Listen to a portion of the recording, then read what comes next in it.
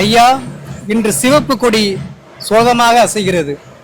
ஏனெனில் அதற்கு நிழலாய் நின்ற மரம் விழுந்து விட்டது. அவரை பாராட்டி நீங்கள் எந்த விருது கொடுத்து எந்த தொகை கொடுத்தாலும் அது மறுபடியும் கட்சிக்கும் சமுதாயத்திற்குமே கொடுக்குற ஒரு ஒப்பற்ற மனிதர்.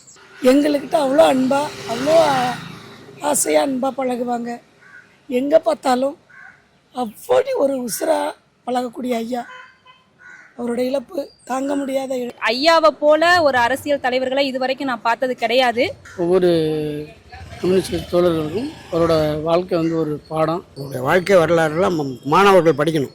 தோழர் நல்லக்கண்ணை பொறுத்தவரையில் ஒரு மாபெரும் தியாகி. மக்களுக்காக அவர் வாழ்ந்துட்டு தான் இன்னைக்கும் வாழ்றாரு. அவர் மறைஞ்சிட்டாருன்னு யாரும் சொல்லக்கூடாது. அது ஒரு பெரிய ஃபீலிங்ஸ். கம்யூனிஸ்ட்ங்கிறது ஒரு ஃபீலிங். தன்னுடைய வாழ்நாளில் ஒருவர் இறக்கும் போது கூட தியாகம் செய்கிறவராக இருக்கிறார் என்றால் அது ஐயா நல்லக்கண் அவர்கள் தான். தன்னுடைய உடலை கூட தானமாக மருத்துவக் கல்லூரிக்கு வழங்கியிருக்கிறார். மிக உண்மையாக மிகவும் நேர்மையாக இந்த மண்ணிற்காக ஒரு தலைவன் இருந்தார் என்பது ஒரு வரலாறு. அவருடைய பாதை என்பது ஒரு நேரான பாதை, நேர்மையான பாதை. நேர்மையான இப்படி ஒரு மனிதரை பார்க்குறது ரொம்ப சிரமம். இப்போ அரசியலில் நிறைய பேர் புதுசாக வந்துட்டு இருக்காங்க.